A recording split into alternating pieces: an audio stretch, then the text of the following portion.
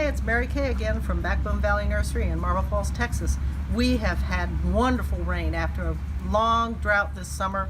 We've had 2 weeks straight of rain, and as much as we love it, we're starting to see some issues show up in our lawns. So with all the questions coming in, I thought I'd go over what a couple of the issues are.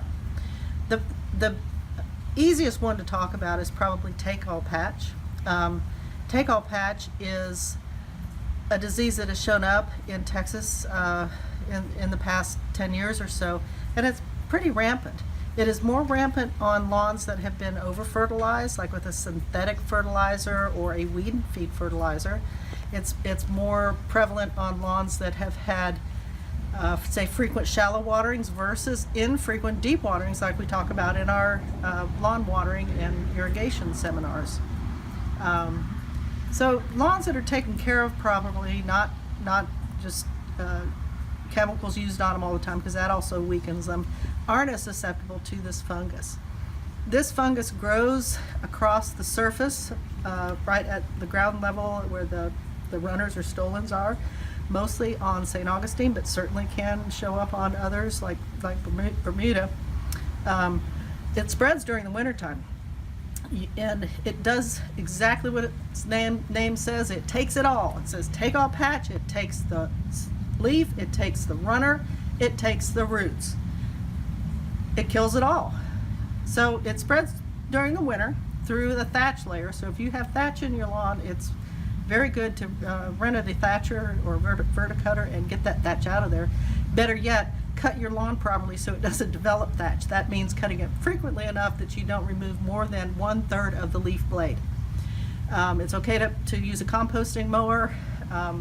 That's not going to be the problem. If you have to cut off taller grass, get in there and rake it off. Otherwise it gets down in there and creates a thatch issue. So if you're watering and fertilizing and mowing correctly, you're less likely to have this problem. But if you do get take-all patch, it's going to show up starting in the late spring when it starts to get hot, because the roots aren't going to be there to provide water and nutrients for the top, certainly by the middle of the summer. And the symptoms can last through the fall. With this recent rain that we've had, lots of people coming in with issues with take-off patch fungus. The first sign that you will see is kind of an overall yellowing of the area. They're not going to be, large areas to start with usually, but they do spread. And I have a picture of what you will see.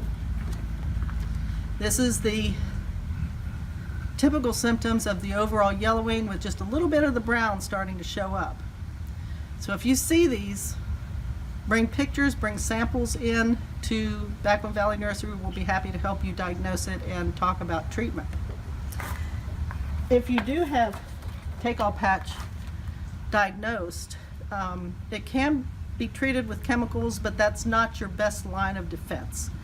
It is best to use an acid sphagnum peat moss, like this sphagnum peat moss right here. It has a pH of about 4.4, and you would spread that over your entire lawn to a depth of about 1/2 inch. Research has shown that a big 3.8 cubic foot bale should cover 1,000 square feet. So if you measure off your lawn, you can figure out how many bales of that you need. I usually just fluff it up, put it in a wheelbarrow, put little piles everywhere, get a soil rake, which is the one with the straight tines, turn the rake over and then spread it that way. You can get a real even distribution that way. And it's a good time to do it right now. We're in September.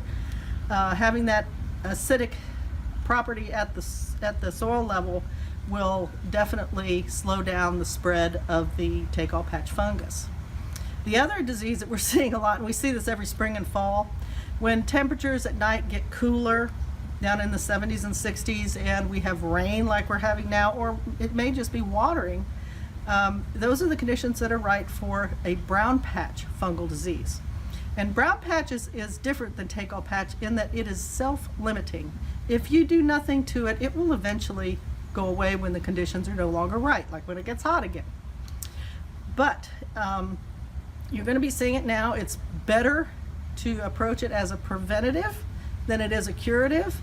If you've had it before, you'll have it again. Many times it'll be in the low spots in your yard or stressed areas in your yard, but it starts out as a round circle of yellow, often with some black around the edges. The center will start out green and then eventually turn kind of a tannish yellow. If you do nothing, when it gets hot again next year, if this happens in the spring, that circle will start to fill in from the center with green, and eventually it just green up again. The reason for this is the brown patch fungus only affects the leaf blade. It doesn't seem to affect the runner, and definitely not the roots.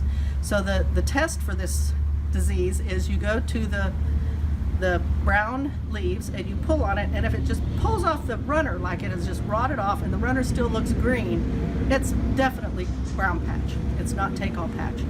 If you pull on it and the whole thing comes out and the roots are rotted and everything, it could be take-all patch fungus. Could also be an issue with other things too, but this time of year, this is what we're seeing. So if you do have brown patch, you can treat it very easily with a couple of different options. This one, Infuse, is a propiconazole. The F-stop is a mycobutanil, and used every 2 weeks, preferably at the first sign or even before, when the conditions start to become right for the disease if you've had it before. You can apply this on your lawn. It's a hose end sprayer, very easily to use, and if you can start before you see symptoms, because you know where you've had it before, you'll stave off the ugly yellow circles in your yard. This is Mary Kay at Backbone Valley Nursery. I hope you've learned something today. We're here to help you. Come in and see us.